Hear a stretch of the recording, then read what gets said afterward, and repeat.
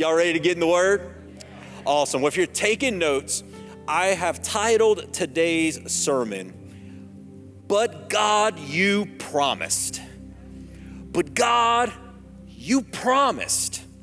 Today's topic, we're going to talk about what I like to call the process of a promise. The process of a promise. Has anyone ever made a promise to you that they did not keep? Anyone ever make a promise or they've told you something and it just didn't turn out the way you thought it would?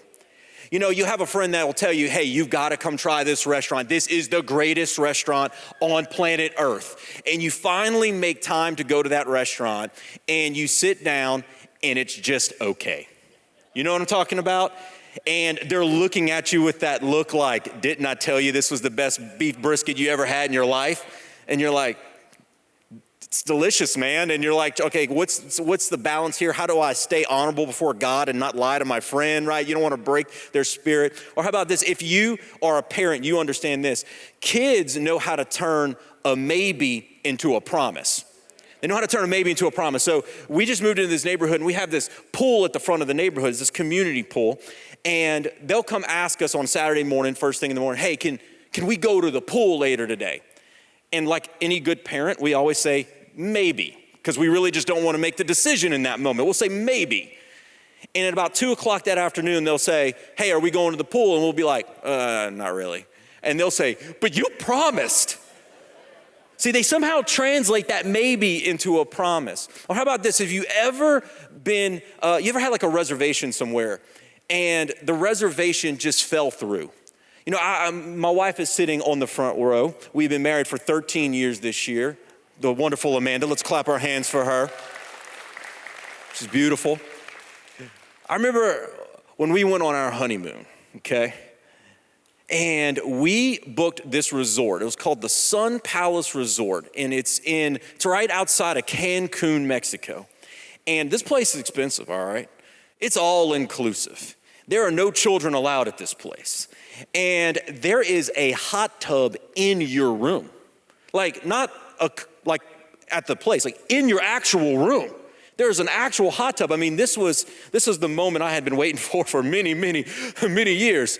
And we traveled all the way to Mexico, and the little serve boy, bellboy guy, he's got our bags. I don't know, what do you call them? I don't go to these places like David does, so I don't really know what they're called. Bellhop.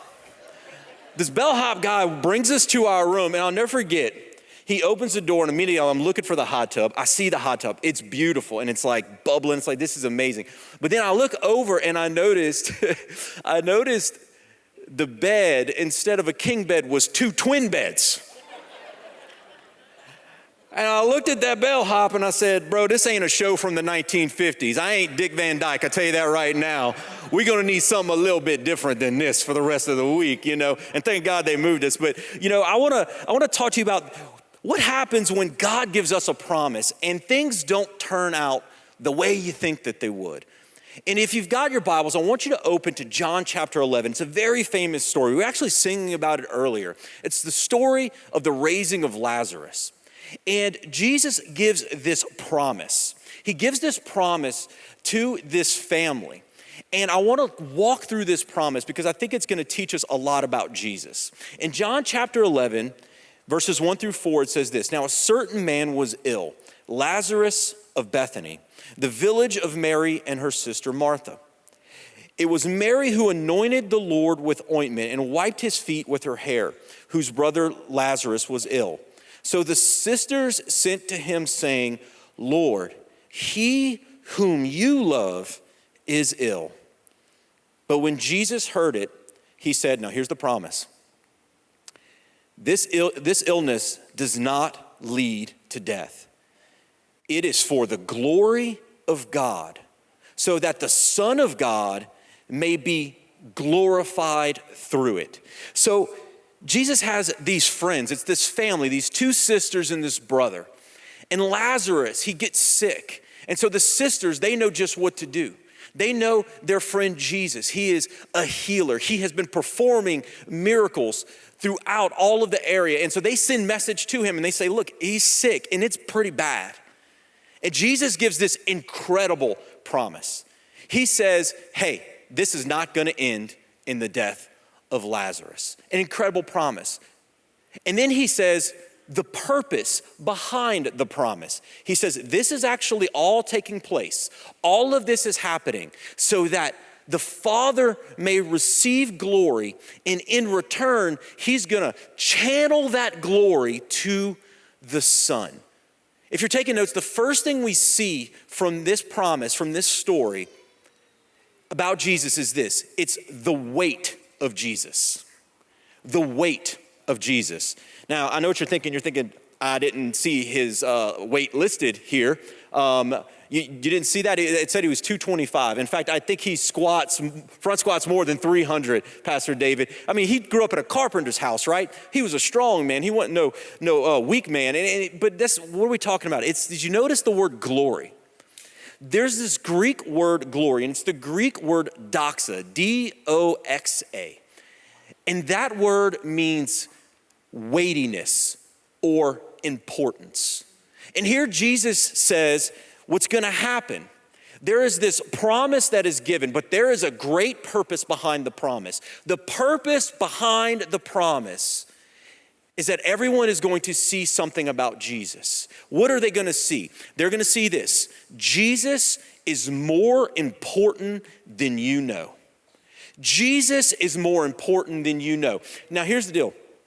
John, the author of this gospel account, as he's going through the gospel, he's going to give what are called 7, and he calls them signs. He doesn't call them miracles. The other gospel writers call them miracles, but he changes the language and he calls them signs.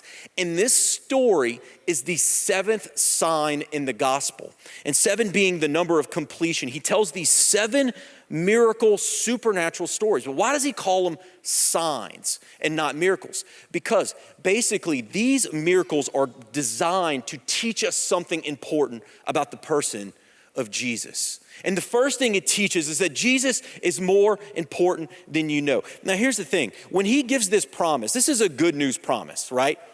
There are a lot of what we could call secondary blessings that come from this promise. I mean, you think about it. I mean, his friend is going to be alive. There's not going to be sickness in his body, right? Lazarus' sisters are going to be happy. There's a lot of secondary promises. But the most primary promise is what? That Jesus is going to be glorified. In all of this, this is all about Jesus. You know, I thought about it like this. How many of you do this? And let's just be honest here. If you ever in like a group picture, say you're like with a group of friends and you're celebrating somebody's party, and it's like, okay, let's take a group picture, and you get in the group picture, and then that friend immediately posts on social media. You're gonna do what? You're gonna open that app and you're gonna look for that picture. And when you look at that picture, who is the first person you're gonna look for in that picture? Yourself. Look, today is Tag Team Sunday. So Allison, our social media manager, what she's gonna do is she's gonna take pictures of me and Doug and Chris and a few of the other guys from the other campuses that are speaking, and she's gonna post these pictures on our social media today. I'm gonna open that app, and I'm not looking at Doug first, all right? Doug, you're a handsome guy, but I'm not looking at Doug. I'm gonna look at me first. We do this, don't we? Sometimes we take what's secondary and we make it what's primary. And here Jesus is saying this. He's saying, look, when God takes a picture, when the Father takes a picture, Jesus is always the center of that picture. When God makes a promise, Jesus is always at the center of that promise.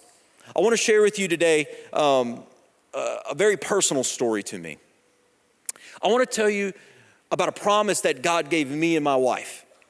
The year was 2011, and we had one daughter at the time, a little girl named Violet, and Violet was just over a year old, and we were pregnant with our second child.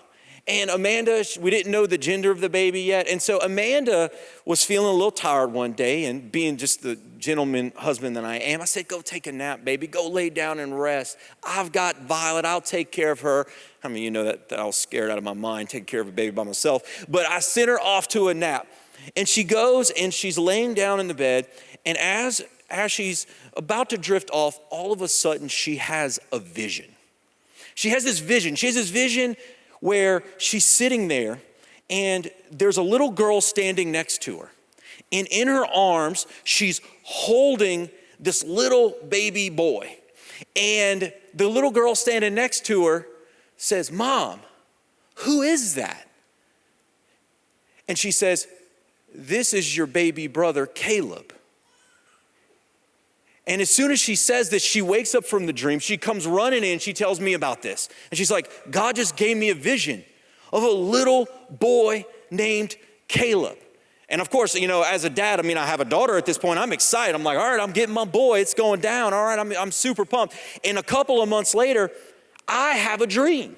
And in this dream, I'm playing with this little boy, and I called him Caleb. And I woke up, and I was just so excited. And you see, what happens is God will give us a promise, and we'll think about that promise. We'll look at that promise. We'll focus on that promise. But there's always more to that promise than meets the eye. There's always something that God is doing that we can't see. Now, I'm not going to conclude that story just yet. We'll get back to it. But we see the weight of Jesus. He is more important than you know. And as we continue to read this story, the second thing, if you're taking notes, that we see is, now this is really clever, guys. We see the weight of Jesus. Do you see that? See what I did? It's like the same. Pastor Dave, you thought it was clever. All right, I thought it was good. All right, the weight of Jesus. Look what it says here. It says in John chapter 11, verse 5 and 6. Now Jesus loved Martha and her sister and Lazarus. So, now that's an important word. There's John the apostle is connecting these two thoughts. So, when he heard that Lazarus was ill, he stayed 2 days longer in the place where he was. When I read this week, I was just dumbfounded. It was like I was reading, it was like, man, wait, what? It says, Jesus loved them so much that he did nothing. Like, for real? Like, when I was reading this is how I expected this verse to go. Now, I'm going to read this out of the TOV translation, the Terry Olivier version. It says this, "Now Jesus loved Martha and her sister Lazarus. So when he heard that Lazarus was ill, he threw on his cape and he flew at hypersonic speed to Lazarus' side, and then he drop-kicked the sickness out of him." Or if you like the old English, it would be drop-kicketh the sickness out of him. Whenever I read this week, I thought, this is so interesting. John is showing us something. He's saying, look, Jesus stayed. Jesus waited. But it had nothing to do with his lack of love for them. See, the weight of Jesus teaches us this. It teaches us that Jesus may take longer than you want. Jesus may take longer than you want. Oftentimes, I've discovered in my life that when Jesus makes a promise, it's followed by a time of apparent inactivity. He will make this promise and then it seems like nothing happens. He'll give us a word. He'll tell us something is going down and we get excited, but then all of a sudden nothing is happening. Everything just seems like it's forgotten. It seems like it's on pause. And here's the deal. We hate waiting, don't we? Don't we hate waiting? We love to take our family to Disney World. And we go fairly often. People make fun of it. And pretty much every time I preach, I got a Disney World story. And David always reminds me of that. But Disney, we'll be walking around these parks and there is this app. And this app, you can pull this app open. And as you're making decisions on what to do next, the app will tell you how long you would have to wait for any given ride. This is an amazing app. This is an amazing invention because you'll look at it and you'll be like, 3 hours for It's a Small World? No way, right? You'll look at that and you can just say, well, we can plan because we know how long we'd have to wait. Well, we got dinner reservations at 5. We can't go ride that ride just yet because we wouldn't make it to our dinner reservations time. I thought about it like this.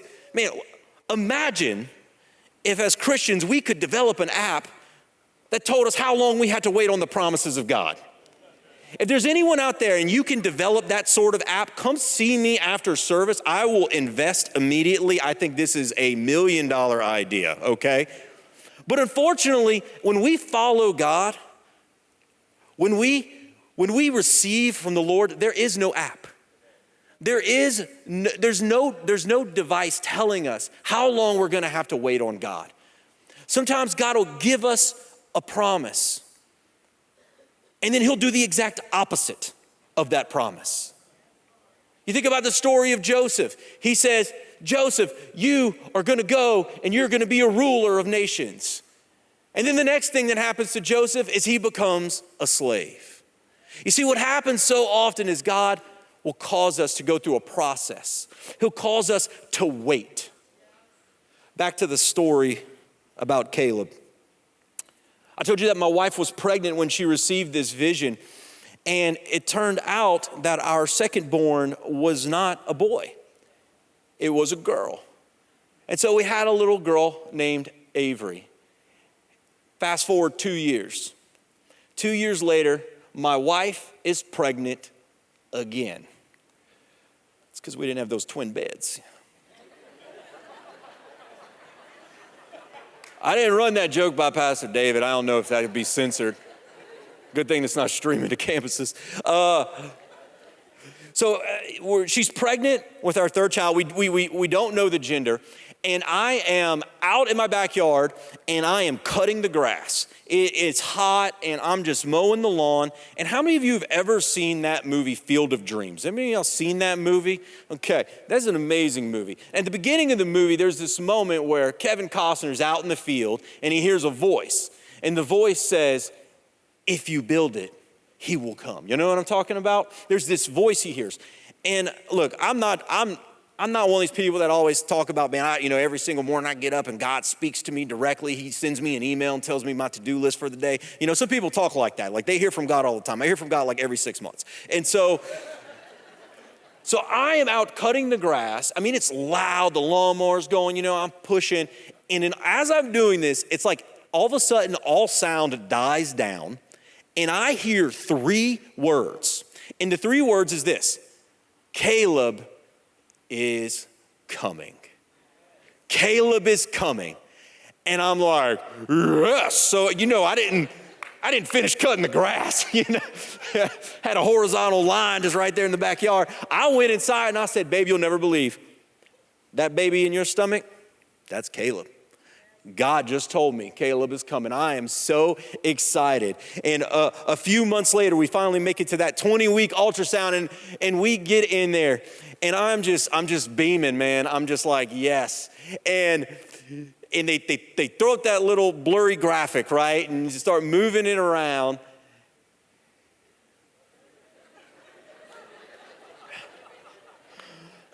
I saw something familiar. Something I had seen twice before. And I looked at my wife and I got pale. And I said, is that a girl? And the ultrasound lady said, yes, congratulations, you're having a girl. My wife is my witness. I didn't say a word for 10 minutes. 10 minutes. I went and I sat down in that little uncomfortable chair in that room and I just contemplated life, I just thought about a lot of things. I thought about the fact that, I'm about to have 3 daughters. I can't handle 2. Is the hope of even having a son even real, or was that all just some randomness? And I remember I went to a lady that I worked with, a lady maybe, I don't even know, maybe she's here in this service. Her name is Kelly Perrette. And if you know Kelly, you know she hears from God. And I went to Miss Kelly. I was so discouraged. I was like, Miss Kelly, God said Caleb was coming, but Caleb didn't come. And she looked at me and she said, here's the thing. God will often give you a promise years and years and years and years in advance before it comes to pass. She said, that boy is coming. And I said, I don't want 4 kids.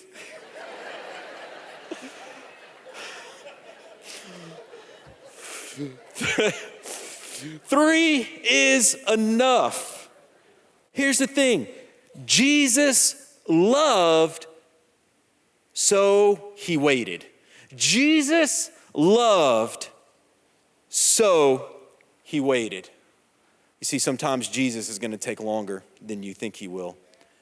You see, we see the weight of Jesus. Now you're thinking that he'd better conclude this story. I promise you, I'm going to conclude it. We see the weight of Jesus, then we saw the weight of Jesus. The story ends teaching us the way of Jesus. The way of Jesus. Here's the thing, Jesus, he finally makes it to Bethany. He makes it to this town. And when he gets there, you know what? Everyone is upset because Lazarus has already passed. He's already passed. They've already wrapped the body. They've already put it in the tomb. And it's dark. It's a dark feeling in the whole city. And Martha, one of the sisters, she hears that Jesus has finally showed up. About 2 days too late. And she's like, I got to go meet him. And I want you to see this conversation because this is very important. In John chapter 11, verses 21, it says this. It says, Martha said to Jesus, Lord, if you had been here, my brother would not have died.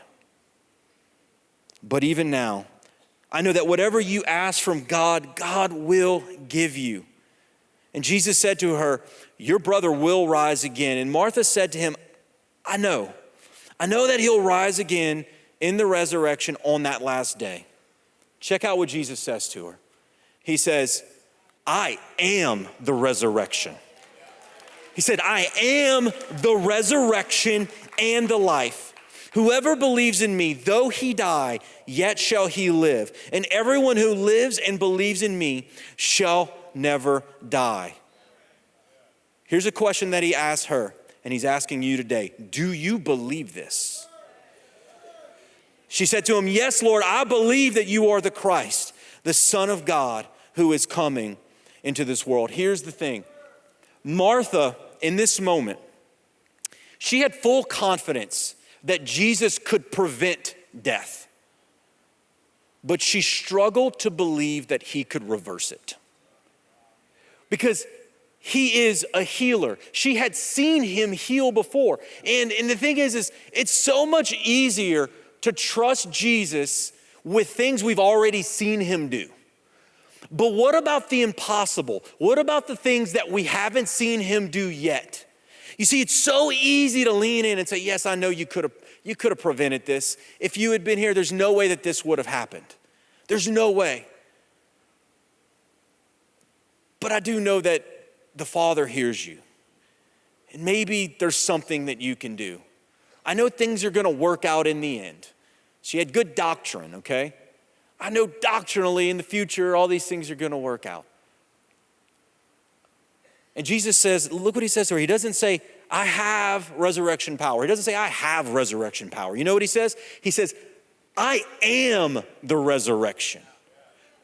What he's saying is that in my presence, dead things cannot stay dead. In my presence, dead marriages cannot stay dead, dead churches cannot stay dead, dead hearts cannot stay dead, dead hopes cannot stay dead. You see, when Jesus shows up anywhere, he brings life because he is life. He is the resurrection. What does the way of Jesus show us? It shows us this, that Jesus is more powerful than you can imagine. Jesus, he's more important than you can think. He'll take longer than you want him to. But let me tell you this, he's more powerful than you can imagine. She wrestled in her soul. She wrestled. Can you do it? And he said, do you believe that I can?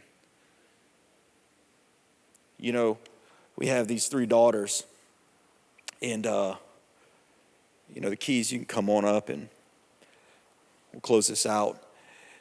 2 years go by, and me and my wife walk through the darkest season of our lives. My wife had 3 perfectly healthy pregnancies, and she got pregnant and we lost the baby. She had a miscarriage. And it turns out it was a little girl, our fourth daughter. And so we named our daughter Anna, which means grace, because that's what we needed. We needed grace. And I'll be honest, I'm going to be for real with you. I want it to be done. The thought of walking through that one more time was just too much. It was just too much. It was too much for me. I couldn't bear to see my wife walk through that again. And I thought, okay, this has got to be done. I mean, we've got 3 beautiful, healthy daughters. This has got to be done. And so we put any thoughts about trying again, having another baby, we just put that on hold for a while. We didn't even really talk about it anymore. I mean, at this point, it had been 8 years since she had that vision. I mean, it was long gone. And Anna was supposed to be born on October 8th of 2018. I was the due date. And fast forward a year to October 8th, 2019. Our hearts are just so heavy. I mean, we cried all day long, and we just mourned for what could have been. We mourned for what could have been. And I felt like Martha. Jesus, if you had just shown up, you just done something, we wouldn't be going through this right now. And on October 8th, a year she should have been turning 1, Amanda goes into our spare bedroom and she's like, I need some time. I need some time to get with Jesus. I need the Holy Spirit to speak to me. And she goes in there. And I'm gonna try to get through this without tearing up. I'll turn in my man cord on this one. She goes in there and she begins to pray. And God begins to speak to her about that vision. He says, you remember that vision all those years ago? He said, you remember when you had that vision, you were holding that little boy named Caleb. There was a little girl standing next to you. Do you remember? That little girl wasn't Violet. That was Anna. That was your daughter. And you were introducing her to her baby brother, Caleb. And he said, Caleb is coming. Caleb is coming. And she came out and she told me this, and I began to weep and cry. I had never even considered that as any option. I didn't think about it like that, and we began to cry. About a week later, she went on a little girls trip with some of her friends, and she came back from that trip, and I was like, babe, how was that trip? And she was like, it was kind of miserable. I just was sick the whole time. I was like, oh, I'm sorry to hear that. She's like, I've just been feeling so nauseous. Really? Nauseous? You say nauseous? Okay. You guessed it. She was pregnant already. When God spoke that to her, she was already pregnant. And on June 21st, 2020, on Father's Day, we welcomed our son Caleb into this world.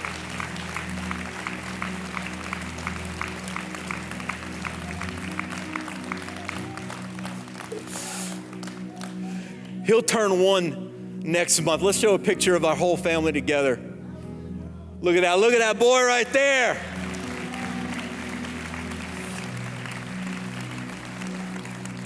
See, here's the deal. I had lost hope on that promise. I thought all we could have is girls. That's all we could have. We waited 9 years. 9 years. And you know, having Caleb has been unbelievable. It's been amazing. But I wanted to tell you this story today because even as amazing as this is, and this story is, it's all secondary.